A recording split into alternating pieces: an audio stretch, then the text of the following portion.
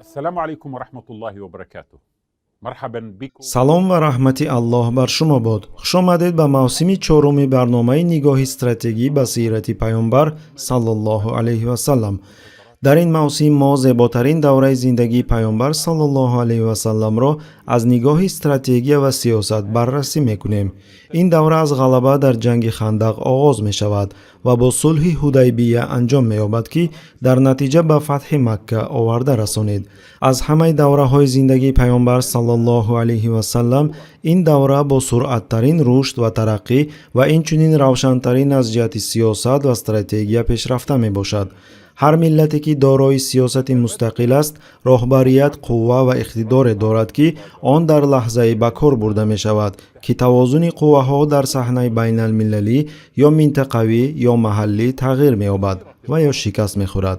дар он замонҳо низ маҳз ҳамин тавр буд, махсусан дар соли 627 милодӣ, ки ба соли 6 ҳиҷрӣ мувофиқ аст, дар саҳнаи байналмилалӣ дар нимҷазираи араб ва гирду атрофи Макка ҳамин тавозуни қувваҳо ба таври куллӣ ва беназир тағйир ёфта буд. хуб, дар он сол чӣ рӯй дод? пас аз ҷанги хандақ паёнбар саллаллоҳу алайҳи ва саллам дарк карданд, ки тавозуни қувваҳо дар нимҷазираи араб нисбат ба замоне ки эшон ба Мадина омада буданд комилан тағйир ёфтааст. қурайшиҳо раҳбарии як эътилофи зидди исломиро ба даст гирифтанд, ки чунин андоза ва қувват дар нимҷазираи араб то он вақт дида нашуда буд.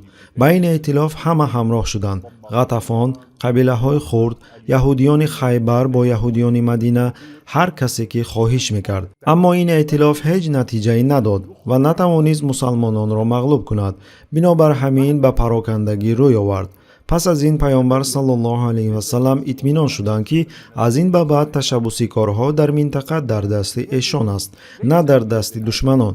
душманон аллакай ду бор ба замини худ пас гардонида шуда буданд. дар ҳамин сол, яъне аз давраи ҷанги хандақ то сулҳи ҳудайбия, гурӯҳҳои мусалмонон ба сӯи се самт ҳуҷум мекарданд, яъне дар се фронт ҷанг мебурданд.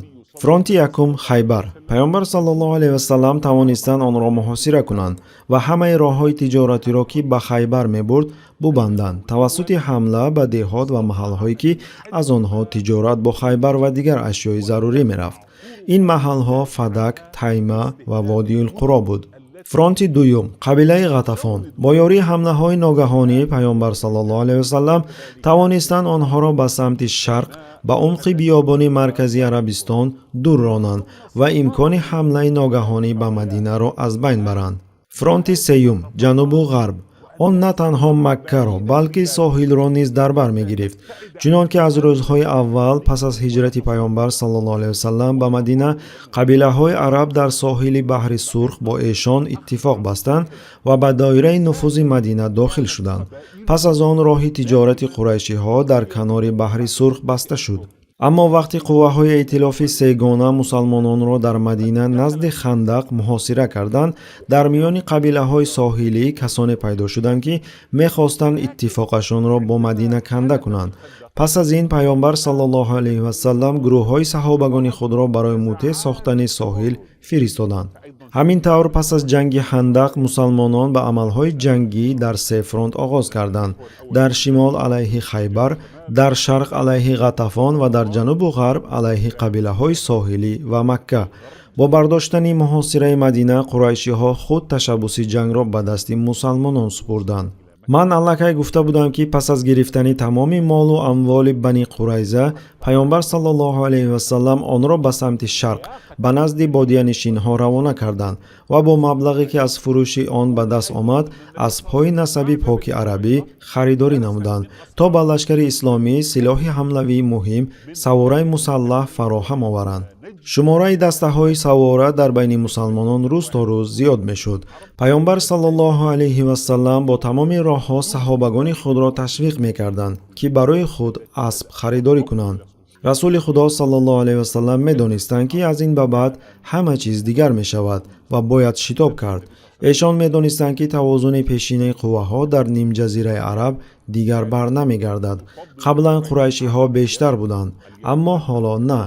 онҳо танҳо як бор тавонистанд лашкари иборат аз 10,000 сарбоз ҷамъ кунанд, вале ҳатто бо чунин қувва натавонистанд бар мусалмонон пирӯз шаванд.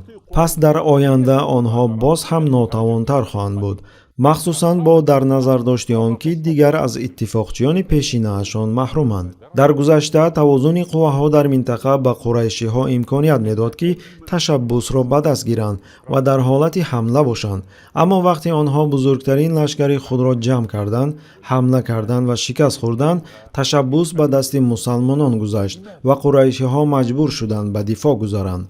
از این رو من با اطمینان میگویم که زیباترین دوره در زندگی پیامبر صلی الله علیه و سلم از نظر استراتژی و سیاست دوره است که پس از جنگ خندق آغاز شده با پیروزی در حدیبیه به انجام رسید.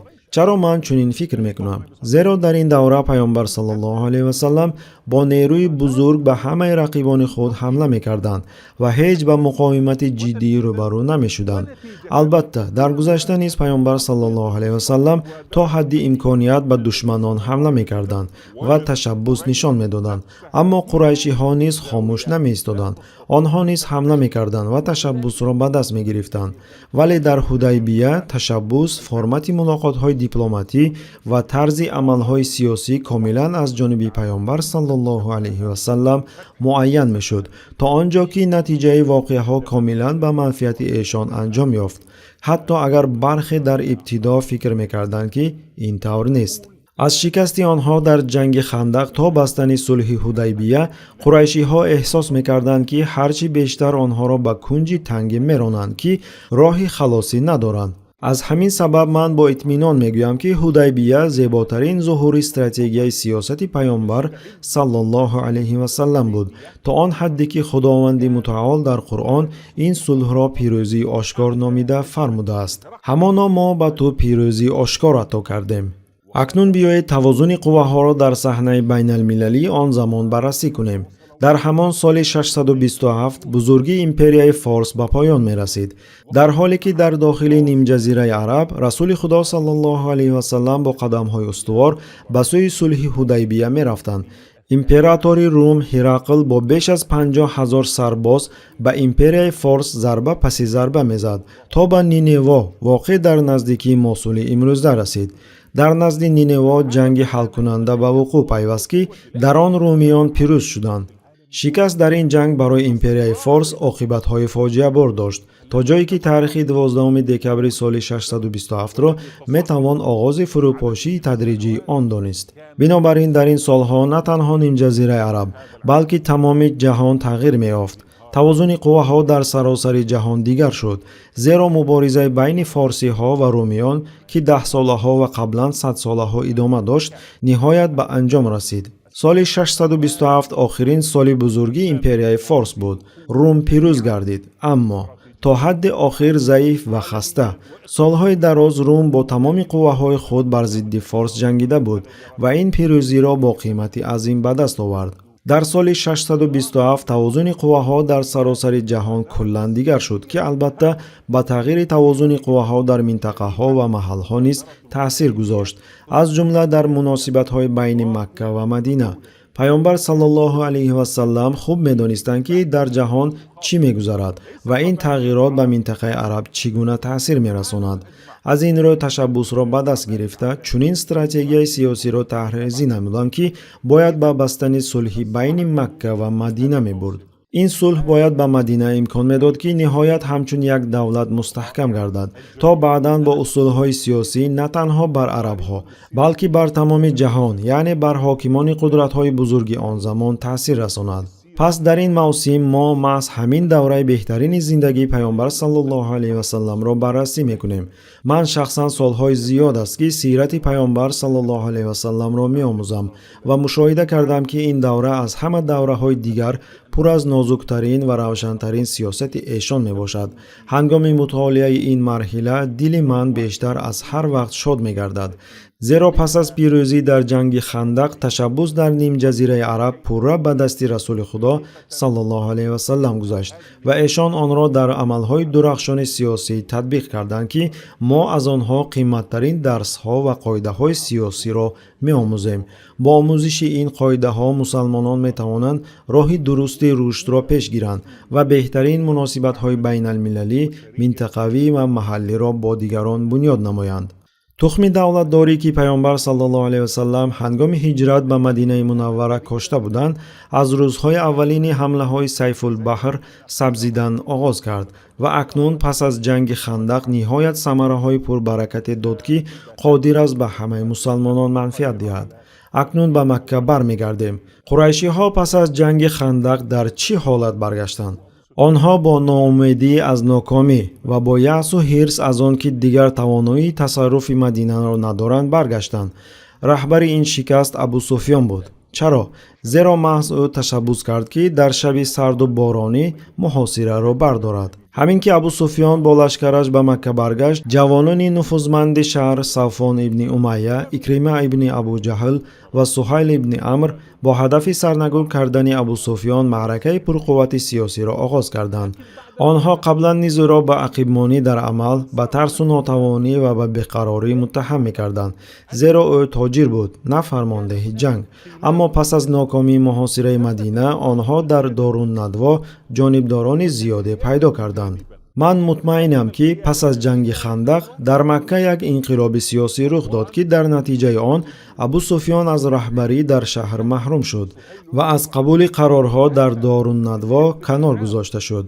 пас аз ин шахсиятҳои муҳим дар он ҷо маҳз ҳамин се нафар гардиданд: Сафвон ибни Умайя, Икрима ибни Абу Ҷаҳл ва Суҳайл ибни Амр. ҳар сеи онҳо анъанавӣ душмани аъзои иттифоқи шараф дар Макка буданд ки ба он тамоми қабилаи Бани Ҳошим ва тамоми қабилаи Бани Умайя шомил мешуданд, аз ҷумла худи Абу Суфьён низ. умуман роҳбарии Макка ба душманони Абу Суфьён гузашт ва баъдан ӯ аз ҳокимият дур карда шуд. ин якум. дуюм, Қурайш дар як навъ муҳосираи сиёсӣ қарор ёфтанд, зеро ду иттифоқчии асосии худро аз даст доданд. яке иттифоқчии собиқ Аҳобиш аз дохили Макка. онҳо мардуми оддитарини шаҳр буданд ки аслан аз Макка набуданд, гарчанде ки то андозаи табақаи поёнӣ ба шумор мерафтанд, бо вуҷуди ин нисфи аҳолии шаҳрро ташкил медоданд. иттифоқчии дуюм қабилаи Сақиф аз шаҳри Тоиф буд ки пас аз заиф шудани Қурайш мушоҳида карданд ки онҳо дигар қодир нестанд бо паёнбар саллаллоҳу алайҳи васаллам муқобила кунанд. баъд аз ин Қурайш мавқеиятҳои худро назди қабилаи ҳамсояи Хузоа аз даст медоданд ки заминҳояшон дар шимол наздики Макка ҷой дошт ва Қурайшро дӯст намедоштанд, зеро онҳоро аз Макка ҳанӯз дар даврони Қусай ибни Килоб ронда буданд. Хузоа бо Мадина иттифоқ доштанд ва шахсан бо паёнбар саллаллоҳу алайҳи васаллам низ муносибати хуб доштанд, чунки паймони қадимае аз замони Абдулмутталиб бобои эшон вуҷуд дошт. ҳамин тавр Қурайш дар муҳосираи сиёсӣ қарор ёфт. иттифоқчиёни собиқи он қабилаи Ғатафон ба самти шарқ дур рафтанд, то худро аз ҳамлаҳои мусалмонон наҷот диҳанд. Хайбар зери муҳосираи иқтисодӣ қарор дошт. яҳудиёни маҳаллӣ аз тарси он ки сарнавишти Бани Қурайзаро набинанд, аз қалъаҳои худ ба берун намебаромаданд. Қурайш танҳо бо мусалмонон рӯбарӯ монд. вазъи фоҷиабори онҳоро рукуди сахти иқтисодӣ ки аз сабаби ҳамлаҳои пайвастаи мусалмонон ба атрофи шаҳр рух дода буд комилан зиёд мешуд. ҳамаи роҳҳои тиҷоратӣ аз Макка баста шуданд. Қурайш кайҳо боз робитаҳои тиҷоратиро бо Шом аз даст дода буд, зеро гурӯҳҳои мусалмонон соҳилҳоро таҳти назорат доштанд. бо Ироқ низ наметавонист тиҷорат кунад, зеро гурӯҳҳои мусалмонон пайваста дар биёбон дар роҳи Наҷд амал мекарданд. ҳатто имкони тиҷорат бо Яманро низ аз даст дод, зеро мусалмонон аллакай ба роҳҳои ҷанубии тиҷоратӣ ки аз атрофи Макка мегузашт, рейдҳои амиқ анҷом медоданд. Макка дар муҳосира иқтисодӣ ва сиёсӣ қарор дошт. ба ин ҳам қаноат накарда, дар дохили Макка табаддулоти сиёсӣ ба амал меомад. Макка рӯзгори бисёр душвореро аз сар мегузаронд ки то он замон дар тамоми таърихи муқобилаш бо паёнбар саллаллоҳу алайҳи васаллам чунин мушкилоте надошта буд. дар барномаи оянда хоҳем дид ки чӣ гуна паёнбар саллаллоҳу алайҳи васаллам ба иҷрои зеботарин нақшаи сиёсии умри худ оғоз мекунанд. нақшае ки тавассути он аввал Қурайшро ба гӯша мешинонанд ва сипас онҳоро маҷбур мекунанд ки ба ягона роҳи ҳал ки худи эшон пешниҳод мекунанд розӣ шаванд.